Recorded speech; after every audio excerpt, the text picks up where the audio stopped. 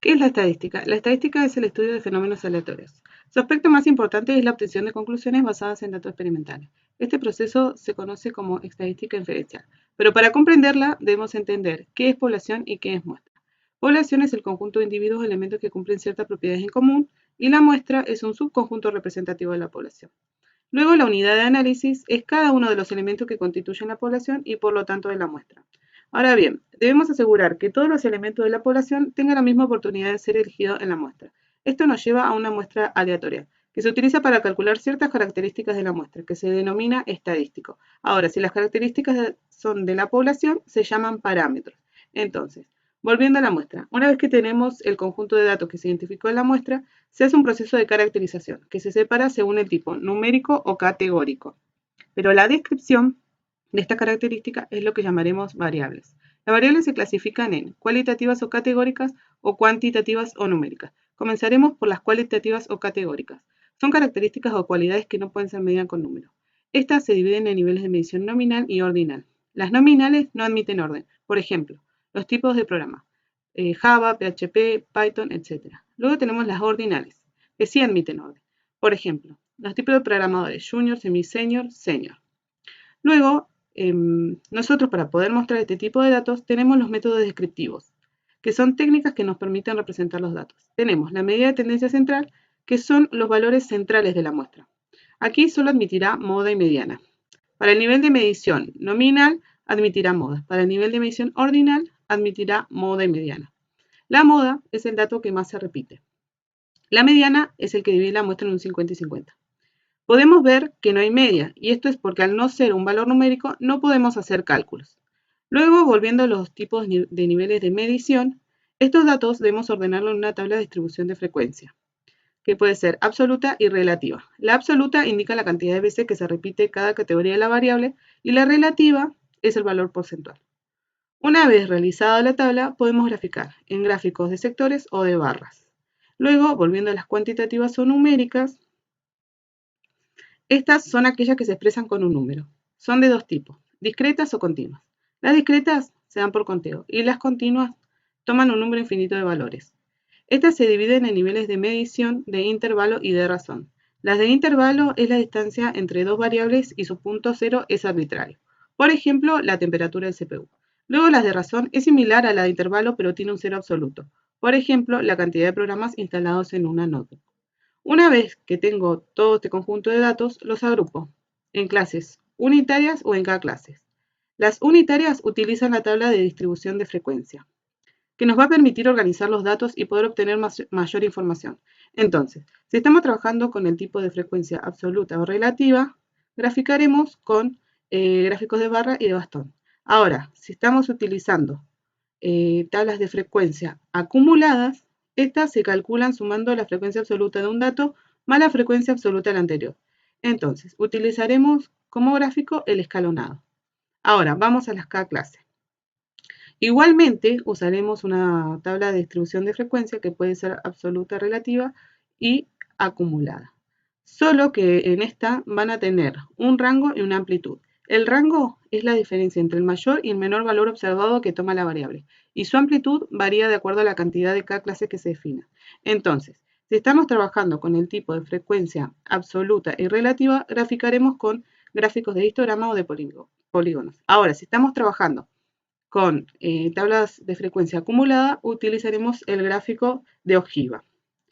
Una vez que tenemos todos estos datos e información, utilizaremos los métodos descriptivos, que son técnicas que nos permiten representar los datos. Tenemos las medidas de tendencia central, que son los valores centrados de la muestra.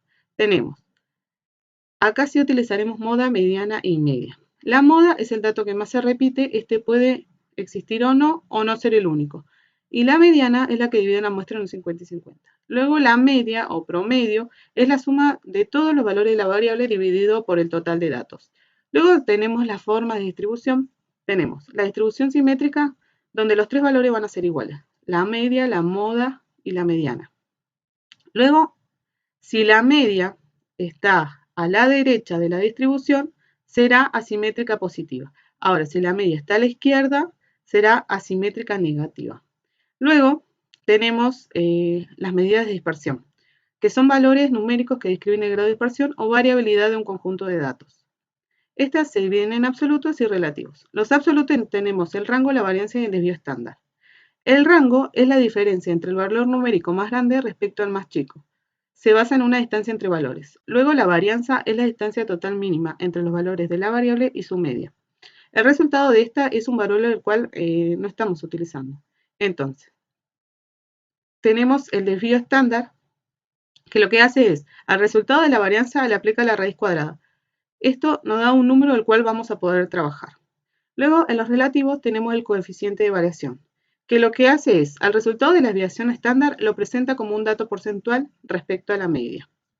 Entonces, una vez que tenemos todos estos datos obtenidos de la muestra por medio de técnicas dadas por la estadística descriptiva, lo que tenemos que hacer es llevar estos resultados de la muestra de lo particular a lo general de la población. Este es el proceso de inducción que se da por medio de la estadística inferencial. Entonces, como dijimos antes, la estadística inferencial es la obtención de conclusiones basadas en datos experimentales. Dentro de la estadística inferencial, tenemos que definir un experimento aleatorio. Este es una acción o proceso que puede tener distintos resultados posibles, el cual no se conoce hasta que no se lleva a cabo. Por ejemplo, cuando lanzamos un dado. Luego, estos resultados obtenidos es lo que llamaremos espacio muestral. Estas se pueden representar por medio de matrices de datos, sistema de ejes cartesiano, por extensión, diagrama de árbol y diagrama de Venn. Luego, en un espacio muestral, tenemos eventos o sucesos, que es un grupo de resultados contenidos de este, los cuales tienen una característica en común. Luego, estos eventos o sucesos son de tipo nulos o vacíos, de unión, de intersección, mutuamente excluyentes o disjunto, contenido, complemento o colectivamente exhaustivo. Acá es donde va a aparecer la probabilidad que nos va a ayudar a medir la probabilidad de ocurrencia de estos eventos. Tenemos que destacar que la probabilidad toma valores entre 0 y 1. Luego, la probabilidad tiene distintas interpretaciones. Tiene la clásica, frecuencia relativa y la subjetiva. La clásica, antes de que ocurra el experimento, voy a medir la probabilidad mirando la cantidad de casos favorables sobre la cantidad de casos totales, que tiene un espacio muestral. Luego, en la frecuencia relativa, si el experimento se repite muchas veces bajo las mismas condiciones, cada experimento realizado va a arrojar un resultado que se va a ir aproximando al valor de la probabilidad. Luego, en la subjetiva, se asocia con el grado de creencia o convicción que tenga el experimentador. Entonces, aplicando estos métodos de probabilidad, vamos a extraer datos que apoyándonos en los tipos de eventos o sucesos, vamos a obtener otras probabilidades, como la conjunta, la marginal y la condicional. También tendremos el teorema de probabilidad total y el teorema de Bayes. Entonces, la probabilidad conjunta es la probabilidad de ocurrencia de dos o más eventos. La marginal es la probabilidad de ocurrencia de un evento simple. Luego, la probabilidad condicional la definiremos como sea un espacio S muestral de A y B, dos sucesos con una probabilidad de B mayor a 0, es igual, o se define, la probabilidad condicional de A dado B. Es igual a la probabilidad de intersección de A y B sobre la probabilidad de B. Luego, en el teorema de probabilidad total, es aquel que nos permite calcular la probabilidad de un suceso a partir de probabilidades condicionales. Luego, en el teorema de Bayes, es utilizado para calcular la probabilidad de un suceso teniendo información de antemano de ese suceso. A continuación, daré un ejemplo de esto. El total de monitores producido en una fábrica de Samsung lo hacen tres máquinas, A, B y C, que producen respectivamente el 40, el 35 y el 25% de monitores. Los monitores defectuosos que producen las máquinas A, B y C son respectivamente el 1, el 2 y el 3%. Lo primero que haremos es el diagrama de árbol y colocaremos la máquina A, B y C. Que el monitor sea defectuoso o no sea defectuoso. Luego, como podemos observar, en el color rosado vamos a tener la probabilidad marginal. En el color verde vamos a tener la probabilidad condicional. Y en el color naranja tendremos la probabilidad conjunta. Entonces, voy a dar un ejemplo de cada una. En la probabilidad marginal, dice, la probabilidad que lo haya fabricado la máquina A es de un 0,4. En la condicional, sabiendo que ha sido fabricado por la máquina A, que el monitor sea defectuoso es del 0,01. Luego, en la probabilidad conjunta, La probabilidad que sea fabricado por la máquina A y que el monitor sea defectuoso es del 0,004. Explicamos. Entonces, la probabilidad de que sea defectuoso va a ser igual a la sumatoria de la probabilidad conjunta, que esto va a ser igual a, elegimos un monitor al azar, la probabilidad de que sea defectuoso es del 0,0185. Aquí aplicamos el teorema de probabilidad total. Luego, sabiendo que el monitor es defectuoso, ¿cuál es la probabilidad que lo haya fabricado la máquina C? Esto va a ser igual a la probabilidad conjunta de C y D sobre la probabilidad de D, que esta es la probabilidad total. Esto es igual a, sabiendo que el monitor es defectuoso, la probabilidad que lo haya fabricado la máquina C es del 0,4054. Acá aplicamos el teorema de Bayes. Entonces, volviendo al gráfico. Una vez definido todos estos, vamos a las variables aleatorias, que lo que hace es transformar todos los posibles resultados del espacio muestral en cantidades. Tenemos las variables aleatorias discretas y las continuas. Las discretas son contables y pueden ser ordenadas en una secuencia de números enteros positivos. Y las continuas, si sus valores consisten en uno o más intervalos de la recta de los reales. Entonces, en la discreta tenemos la distribución binomial, la de Poisson y hipergeométrica. En la continua tenemos distribución normal. A continuación, daré un ejemplo de ellas. Entonces, en la probabilidad binomial. Es un experimento de n ensayos repetidos. El 20% de las notebooks que fabrica una empresa salen defectuosas si se seleccionan 6 notebooks. ¿Cuál es la probabilidad que salgan 3 notebooks defectuosas? Bueno, acá tenemos la variable aleatoria, que sería la cantidad de notebooks defectuosas considerando un muestral de 6.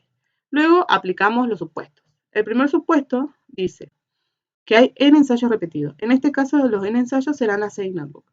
Luego, tenemos dos resultados, éxito y fracaso. En este caso, el éxito será que sea defectuoso y el fracaso que no sea defectuoso. Son mutuamente excluyentes y exhaustivos. ¿Qué quiere decir que sea mutuamente excluyente? Que no puede ocurrir de forma simultánea. Y exhaustivo, que ocupan todo el espacio muestral. Luego tenemos que calcular la probabilidad de éxito, que en este caso es 0,20, y la probabilidad de fracaso es 0,80. Luego tenemos el dominio de 0 a 6, que este lo obtenemos en la tabla que utilizamos para calcular o resolver el problema. Entonces, teniendo el número de ensayos y la probabilidad de éxito, respondemos. La probabilidad que salgan 3 notebooks defectuosas es del 0,019. La probabilidad sobre una muestra de 6 notebooks. Luego calculamos la esperanza matemática, que lo que hacemos es multiplicar el número de ensayos por la probabilidad de éxito. Esto lo que nos va a representar es el valor medio esperado de hallar 1,2 notebooks que sean defectuosos sobre un total de 6 analizadas. Entonces, vamos al otro ejemplo de Poisson. Poisson, su variable aleatoria es la cantidad de éxitos en un intervalo fijo. Puede ser de longitud, de tiempo, de volumen, etc. Luego tenemos el lambda, que es el parámetro de forma, y la esperanza matemática y la varianza van a ser igual a lambda. Entonces, el número medio de errores por página que comete una persona al transcribir texto en soporte digital es 2. Entonces, la variable aleatoria va a ser igual a la cantidad de errores por página y lambda va a ser 2 errores sobre página. Entonces, respondemos. La probabilidad que en una página no haya ningún error es del 0,1353.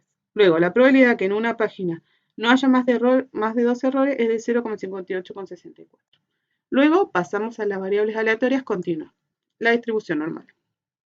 Tiempo promedio que los estudiantes de la carrera de analista de sistemas demoran en rendir un examen de base de datos en 35 minutos con un desvío estándar de 10 minutos.